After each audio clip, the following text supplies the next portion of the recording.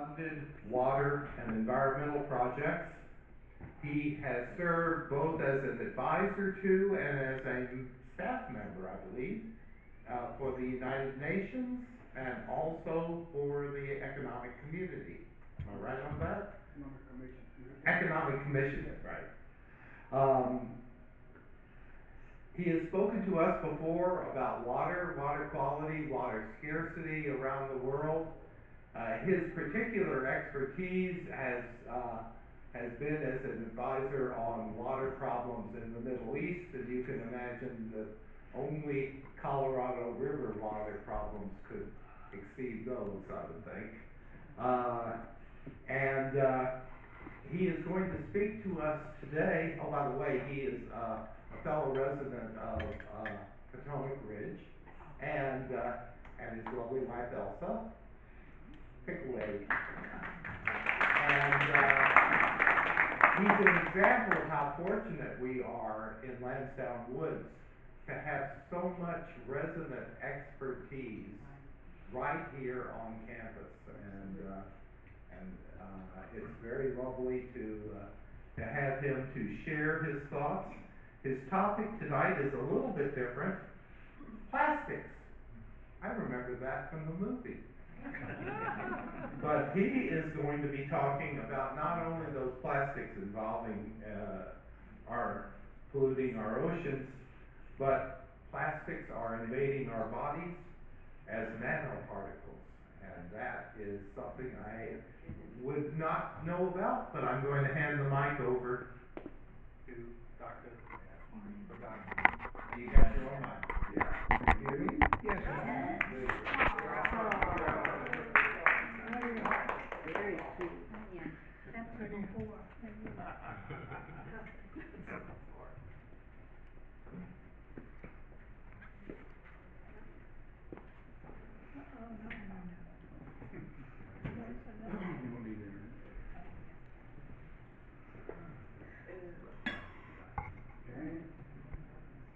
Thank you very much, Bill, for your kind introduction.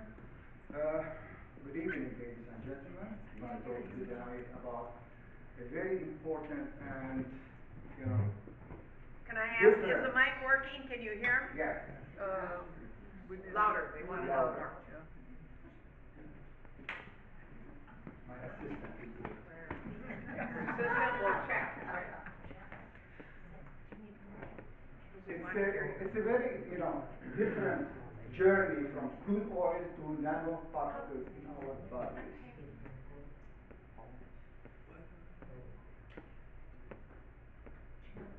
Give us a test. Say something and they'll see if they can hear you. Okay. State this first.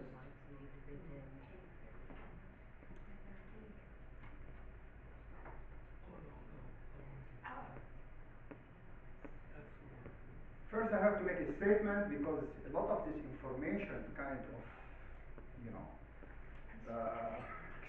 Can you hear him? Yeah. Yes. Good enough? More? Yes?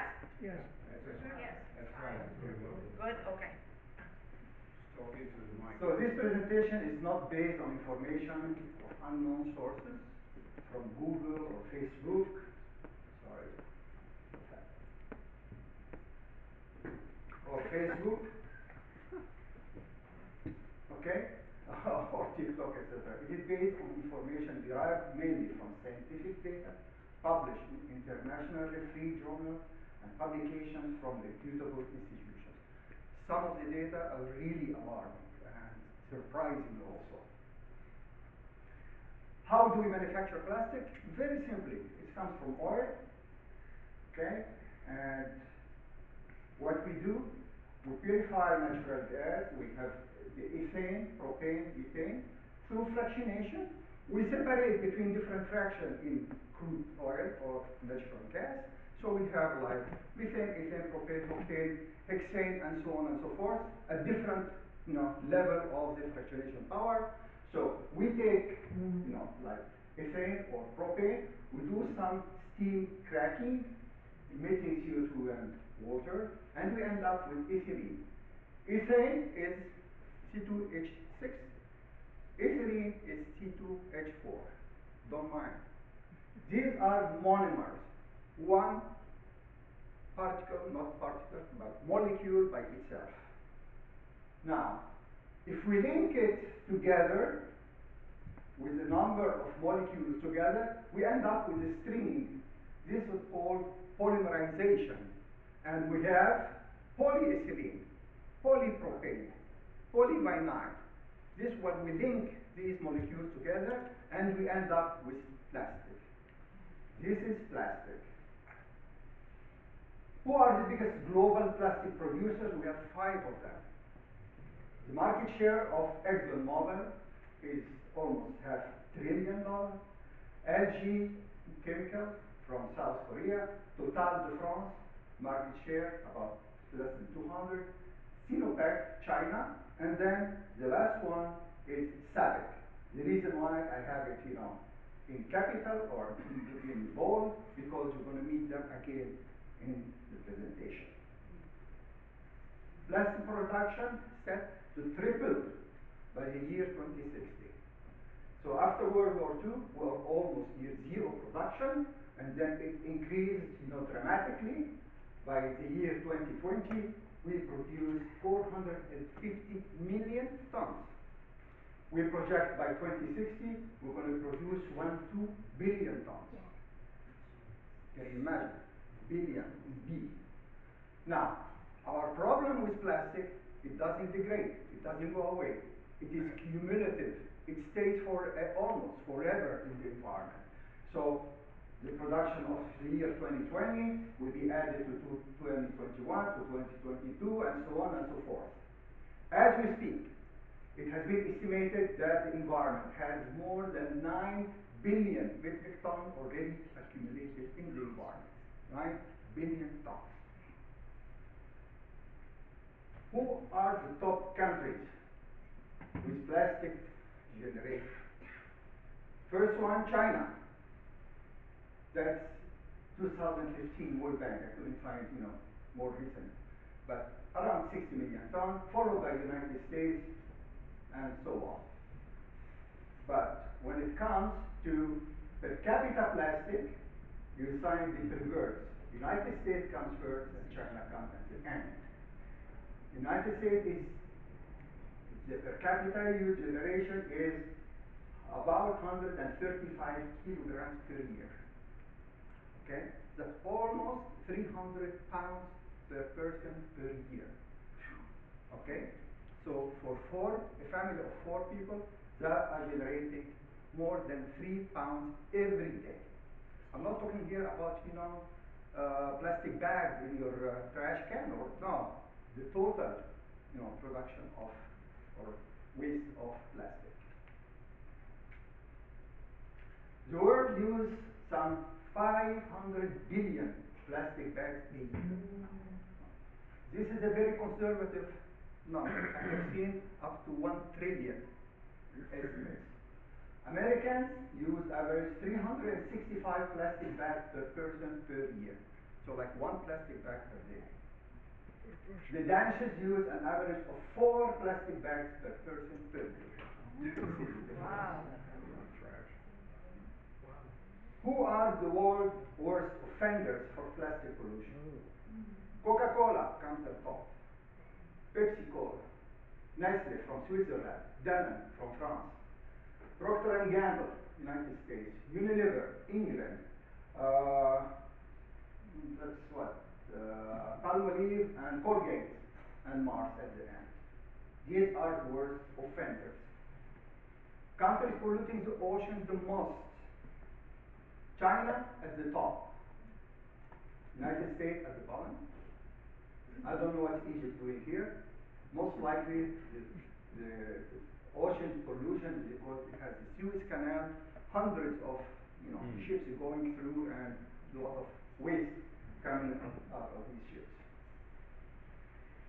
Now, in 2014, for every 5 tons of fish, we have 1 ton of plastic. Okay? 2050, for every 5 tons of fish, we're going to have more than 5 tons of plastic. So we're going to have plastic more than fish in our oceans.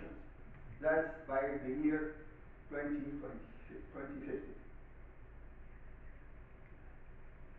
I guess you heard about GPGP, the Great Pacific Garbage Patch. This is the largest accumulation of ocean plastic in the world, located between Hawaii and California.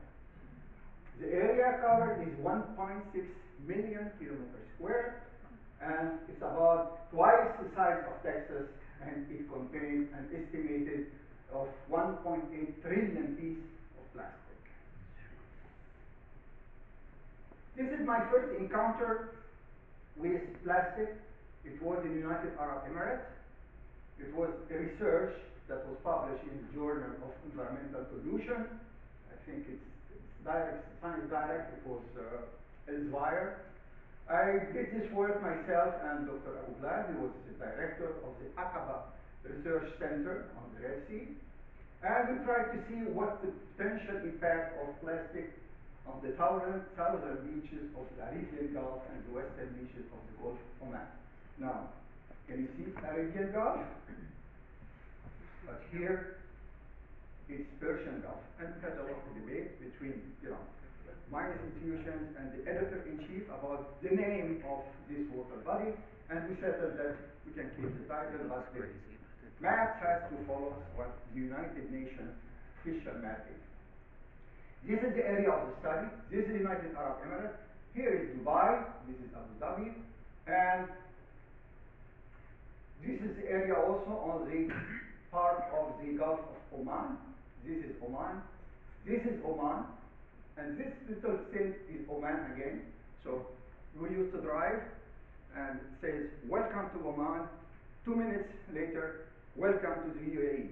So it's just like a little, because these are tribes and they affiliate themselves to whoever is paying more. Anyway, so because the water circulation is anti-clockwise, and every drop of water comes and stays almost 5 years. This is the retention time. And it circulates like this. So this is a place where a lot of debris were hitting the shorelines. I don't know if this guy looks familiar to you. He's pretty young. Yeah. These are high-density polyethylene plastic in bags. And billions of these were mixed with the sand on the shorelines. More important, look at these ropes. These are drifting or ghost nets. They stay in water for tens of years, continuously catching fish and damaging, marine animals. So like this, maybe here, you can see that. Remember when we said we're going to meet the SABIC people, Saudi Arabia Basic Industrial Complex? Okay, high-density polyethylene, 25 kilograms, and made in Saudi Arabia. These are the people who are polluting the marine environment. When we call them, they say it's not our responsibility. Once they are shipped, it is the shipping company responsibility. This is what we are talking about. This is a polyethylene. They look like fish fry or like fish eggs. And fish will love them. They love to eat them. They are hydrophobic. It means they don't like water. This plastic doesn't like, plastic can repel water. But plastic loves other things, like pollutants, like trace metals, etc. So when fish find them, they swallow them. But unfortunately, they cannot digest them. They fill a lot of space in their stomach. They don't feel hungry. They either die or they'll be subject to predation. When they accumulate this, we call this bioaccumulation. Now, if bigger fish comes and eat them, we call this biomagnification, because if this small fish has like 2 of these fillets, the big one will have like 20 of them. So this is accumulation, and the other one is biomagnification. It looks like, a war zone. This is the shore, like few kilometers southwest of Dubai, the golden beaches of Dubai. This is what it is. And as you can see again, very important, fish nets all over the place. As you can see again, fish nets very, very damaging to the environment. How? Now, look at these plastic bags in between, tangled in between. When turtle, swim down deep into water and they look up, they will see a plastic bag exactly like a jellyfish. They just swallow them, they either suffocate or they ingest them and they keep them in their stomach for long, long durations. I'm sorry to show this, but let's go to the next. Now, the World Wildlife Fund estimated the life cycle of plastics. They estimate plastic bag will stay for 20 years, coffee cup 30, plastics for 200, plastic rings, packed plastic rings 400, toothbrush 500 years, a disposable diaper 500 years, coffee pot 500 years. They stay forever. Now, we're going to talk about microplastic and nanoplastic. Let's define what is micro. A meter is a little bit longer than a yard. If you divide it into 100, you have 1 centimeter. If you chop this 1 centimeter into 10, you have 1 millimeter. Now, this little tiny millimeter, if you chop it to 1,000 parts, you have 1 micrometer. 1 micrometer. Okay? So 1 micrometer is 1 millionth of a meter. Now, if we take this 1 micrometer and cut it into 1,000 parts again, you have 1 nanometer. Okay? To put it in perspective, this is 1 millimeter, this is 1 micrometer. Okay? And human hair is like 30, maybe 40 micrometer in thickness. A sheet of paper is between 40, maybe 50 or 60 micrometer of thickness based on the weight of such a piece of paper. Now, if we move to nano, which is less than 1 micrometer to 1 nanometer, here we are talking about the size of virus, talking about the size of bacteria, talking about the size of DNA, and so on and so forth. And blood cells. And this size, enable micro and nanoplastic to penetrate biological membranes like mitochondria, like brain membranes, and so on. And we'll see now some of the research on this. How plastic fragment. Now we knew that we have this plastic big, parts, but they break down. And March 2025, Professor Mendez from Columbia University discovered that fragmentation process begins in the soft layer, which grow weaker over time, even when the plastic is not under stress. So between these chain of plastic polymers, there is a soft, it's like brick and mortar. This mortar will break down even on its own. It doesn't have to be under stress. If you leave it, for a couple of years on your coffee table, it will break even if you don't touch it. Okay? So it will break into crystalline fragments that are these are the nano and microplastics that can persist in the environment for centuries. What are the sources of micro and nano plastics? Synthetic textiles, that represents 35%. Tires, 28%. City dust, 24%. Road marking, 7%. Marine coating, 4%. Personal care product, 2%. And some plastic less than 1%. Synthetic textiles. Everything that we are wearing that is synthetic will, emit or give away an piece. What are synthetic? We are talking here about carpets, drapes, bed sheets, garments, sport shoes, everything. Have you ever sit in your car and look around and you couldn't see anything plastic other than your windshield? Everything is in plastic. Why they are manufactured? Now, they shed microfibers while they are manufactured, used and disposed of, but especially when they are washed. So, our washing machines are generators of MNPs. A single wash load can release several millions of micro nanoplastic. A single laundry load of polyester clothes can discharge 700,000 microplastic fibers. Luckily enough, microplastic will enter the wastewater stream to the wastewater treatment plant. And that can remove up to 99% of MNPs from the water. What happened in wastewater treatment plants, they separate between liquids and solids. They're using biological systems like activated sludge, oxidation ponds, and they take the water away.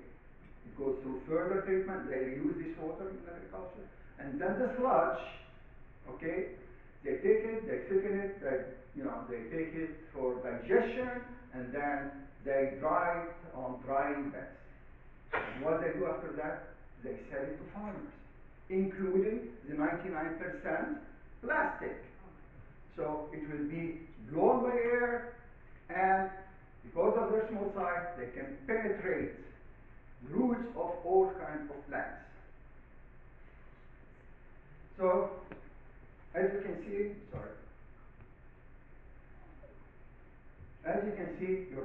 your washing machine is producing a lot of MNPs. The European Commission, they are studying to put a filter on the washing machines. But at the end of the day, you take this filter, where do you take them? Yes. Where you take what they filter out? Yeah. So they either dump it somewhere, but still, the plastic will be there and will be reintroduced into the cycle in the environment. Now, we said, that 90% removed ends up in digested sewage sludge when applied to soil as a fertilizer. The MNPs enter air, soil, and taken by crops. Not just that, but the textile microfibers also contain additional toxic chemicals such as fabric dyes. We got the blue here, we got red somewhere. These are fabric dyes, anti-wrinkle agents, and flame retardants. And these are, some of them are toxic. Contaminants in water such as bacteria, viruses, heavy metals, pesticides stick to the microplastic particles, turning them into a cocktail of contaminants in the food chain. Second source, vehicles, the tires. The rubber content in tires is no more than 20%, and 80% are synthetic stuff, 50% of it is plastic. So every year, vehicles around the world shed some 6 million tons of tire fragments. The rate of abrasion depends on tire composition, design, vehicle weight, speed, acceleration, use of brakes, and road surface. Electrical vehicles with increased emission of MNPs. Why? Because batteries are so heavy. They are heavier than the internal combustion. So they are 20 to 30% heavier than regular cars. Therefore, they will emit more plastic. Wind, 24%. Where does it come from? Mostly from artificial turf. You know this turf in gymnasiums, okay, and in schoolyards, etc.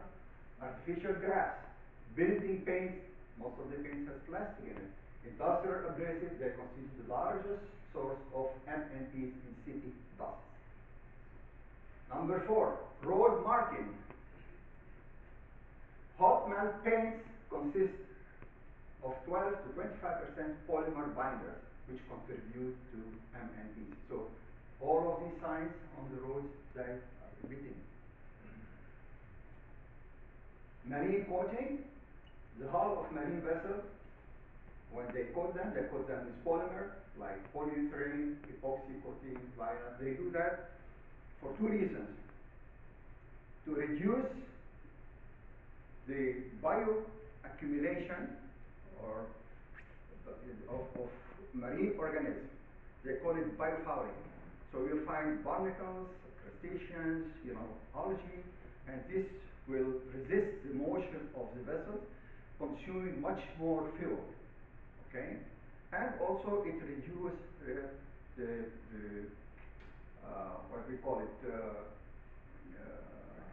when sub Like the rusting, efficiency of the ship if they've got stuff hanging on it. Right. So they have to come at one point.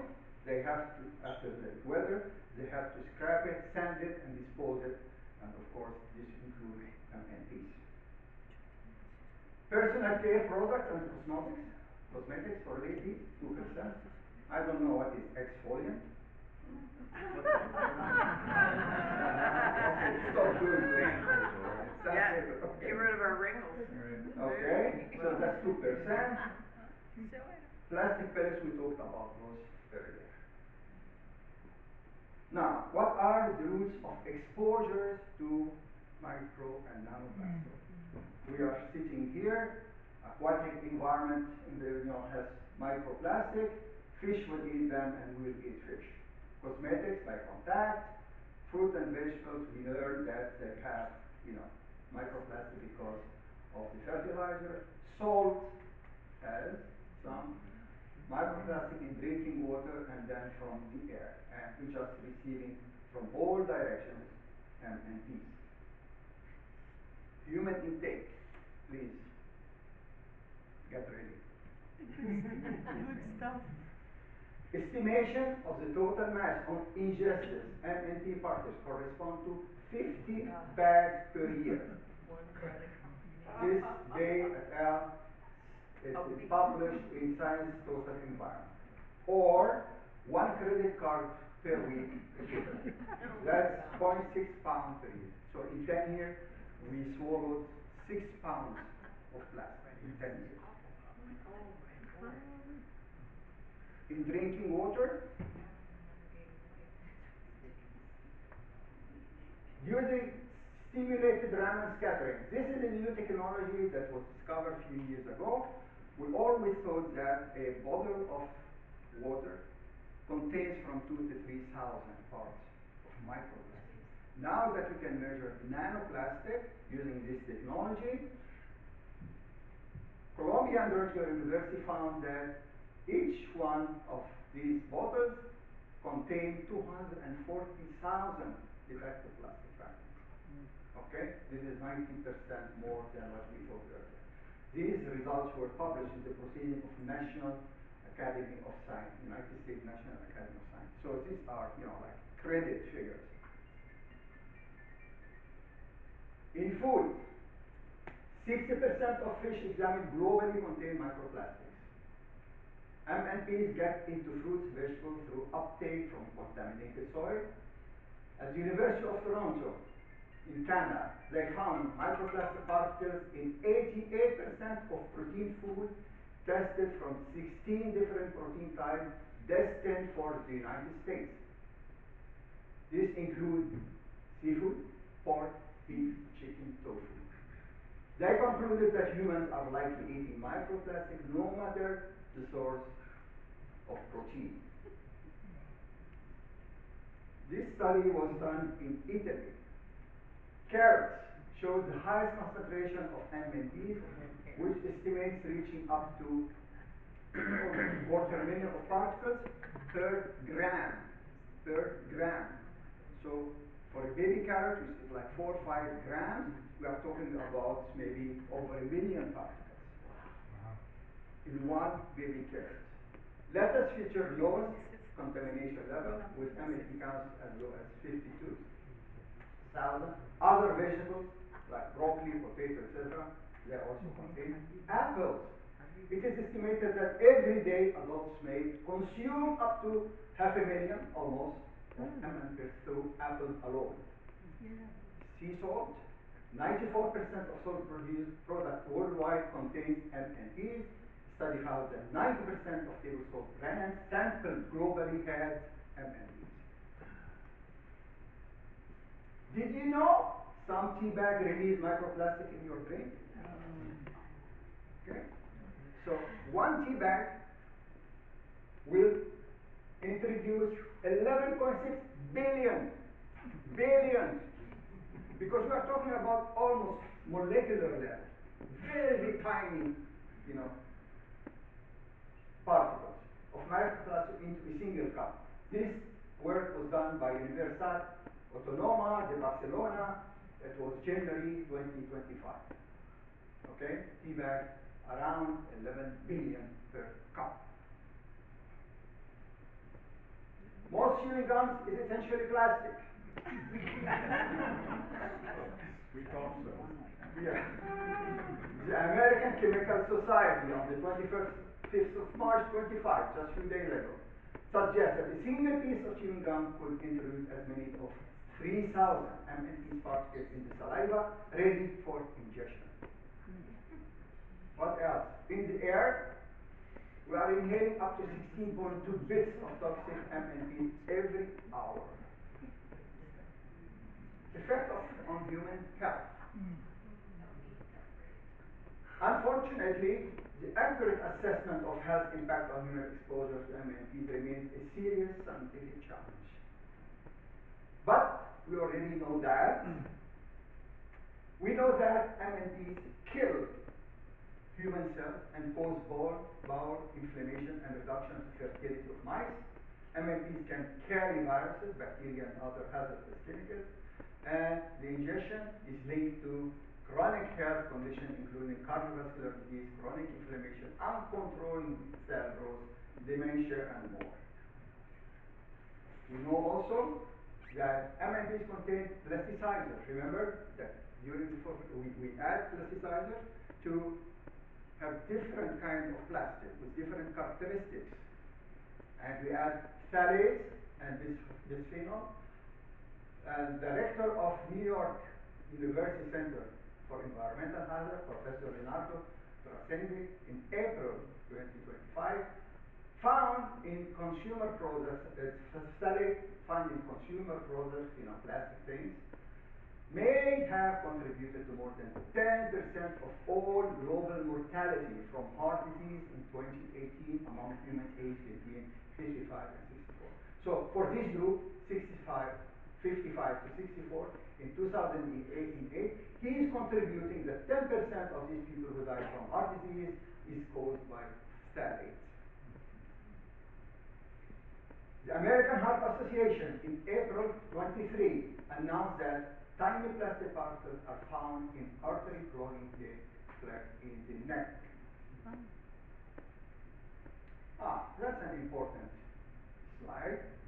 This slide is produced by United Nations Environmental Program Unit in 2021 and with another study from the World Health Organization. It says studies now show that micro and nanoplastic can circulate through the human body and accumulate in the following locations. Every location: brain, respiratory system, lungs, spleen, stomach, digestive system, placenta, skin, kidney, liver, breast milk, circulatory system. So it is everywhere in our body. Not just that, because 2022, that's 3 years ago. Now we know that MNT are detected in ovarian follicular fluid, potentially harming women's fertility. They were found in testicles, potentially harming male reproductive health.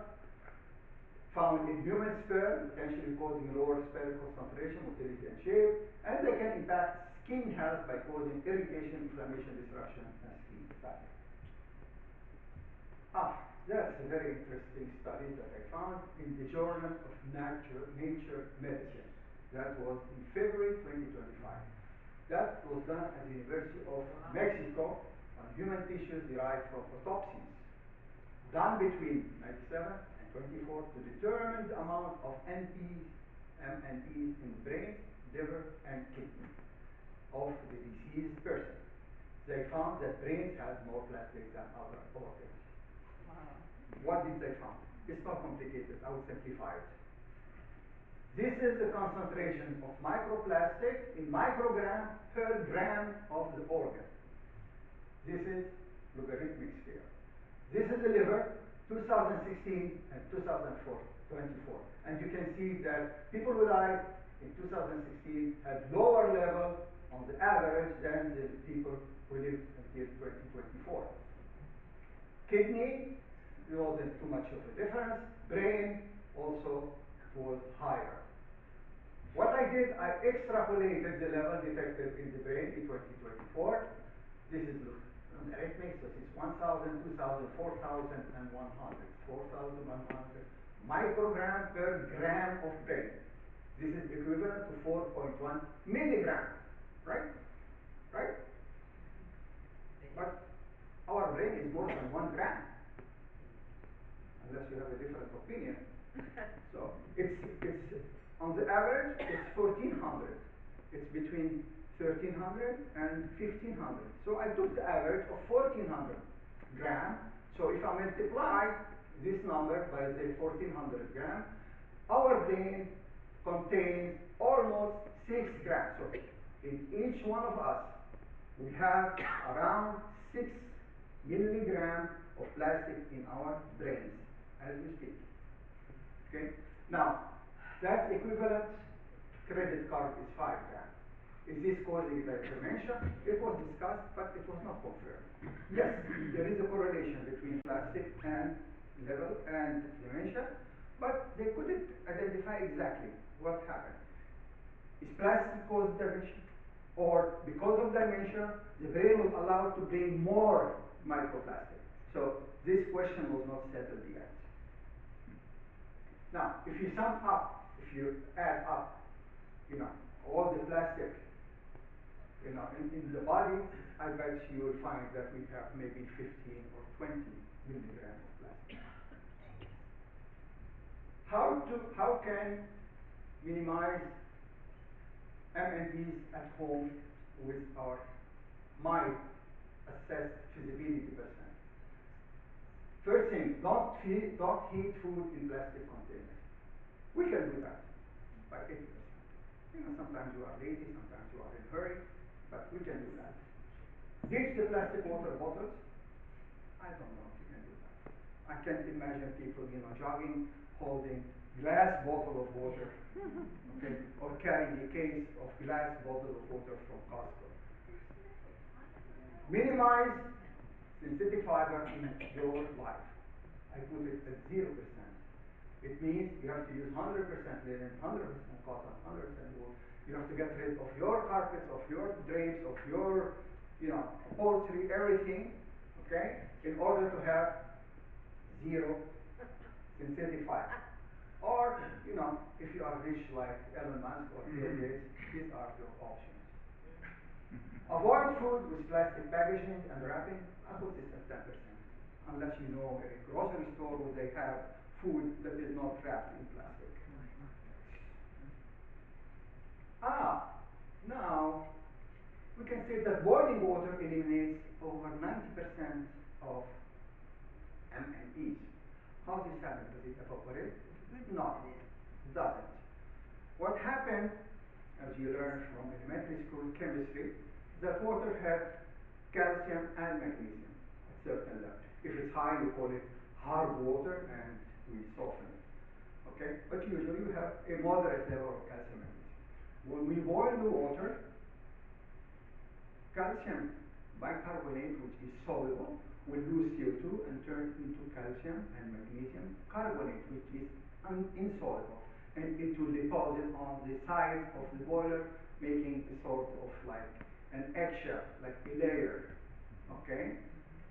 So you do that 10, 15 times, and you find that your boiler is not efficient, it doesn't look good. So you add some acetic acid, like white vinegar, let it sit for 10 minutes, it dissolves, and then what you do? You rinse it, pour it in the sink, and you take it back to the environment.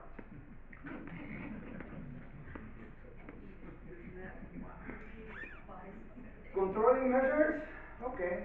MNPs are, cumulative and extremely difficult to control due to their persistence in the environment. They last for centuries. They are persistent. And because they are hard to control due to their fragmentation. They do not decompose or degrade. They don't. They just fragment and stay forever, leading to the physical accumulation, bioaccumulation, biomagnification. We talked about that earlier. Most of plastic is disposed in landfill. This is by OECD 2019, and it shows that landfill 170 million tons are landfilled, 79 littered and mismanaged, incinerated. Incinerated means that are using these tires as fuel for cement industry, recycled by 33 million. That brings us to the recycled percent of plastic to only 9%. With all the efforts that are doing, only 9%. Conclusion. Plastic, the plastic journey is out and nobody can control it. It's too late. Plastic pollution is a persisting global environmental problem similar to mercury. You find it in tuna fish, in polar bears, everywhere. Like DDT, like PCBs, climate change, GMOs, opioids, etc. These are monsters of our own making, usually with good intention. To survive, we need to adapt. My professional recommendation, I have two sets of recommendations, one professional and one my own, sarcastic. Conserve, reuse, recycle, this is what we say in classrooms usually. And avoid 3, 6, 7. Okay, standard thing. 3, 6, 7 are the plastic with these signs. 3, 6, and 7. These are non-recyclable. Okay? So avoid those and use others that are recyclable. But, we are recycling only 9%, so it's not big deal. Oh, my sarcastic but realistic recommendation. Go home and relax in your acrylic lazy boys based on your shaggy polypropylene carpet. Take your antidepressant from your high-density polyethylene vial with some cold water from your low-density polyethylene bottle. Drink a cup of hot tea, probably tea bag, in a polystyrene cup. Put on your polyester pajama, lay down on your nylon fabric sheets, and polyamide pillow. Sleep tight and be sure that life somehow goes on.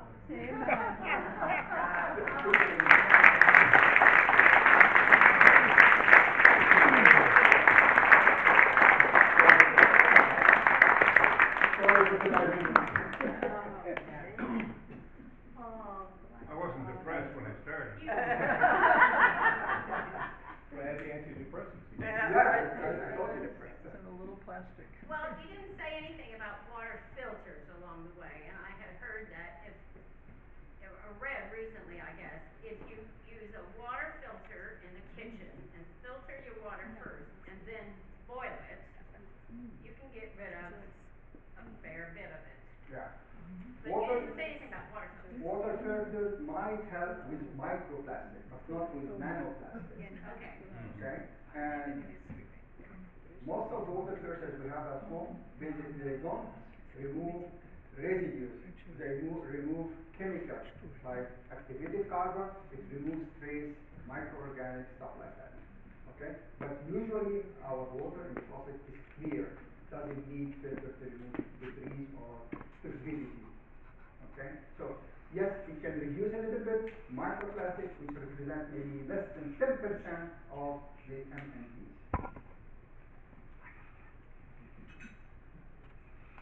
Yes? Sarcasm.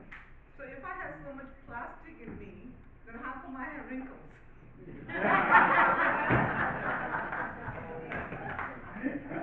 That's a good one. Yeah. Need more plastic. You need more plastic. Okay.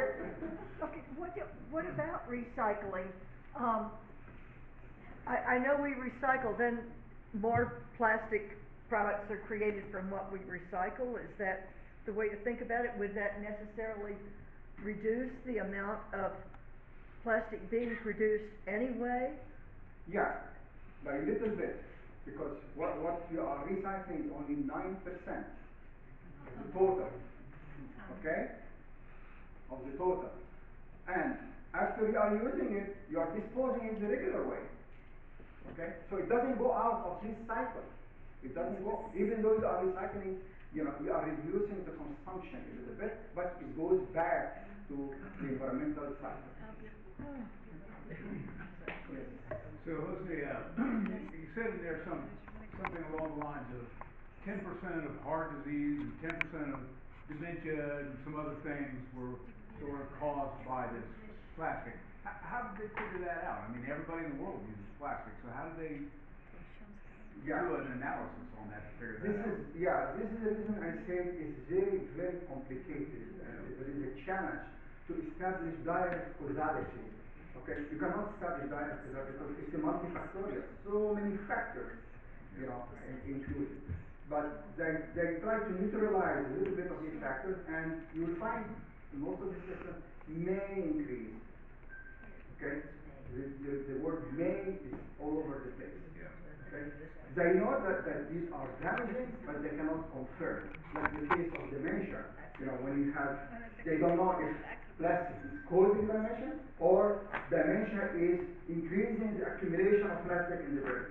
So there are still, microplastic and nanoplastic, particularly nanoplastic, just was discovered maybe like 3-4 years ago with the new technology they have. So can I ask one more question? Sure. So you said that there are more plastics accumulated in the brain than the other organs. Is there a particular reason for that? I'm not a physician, I don't know. Probably because of the nature of the brain. It's easy to penetrate the membranes. Interestingly enough, there's a brain barrier that Yes. neurologists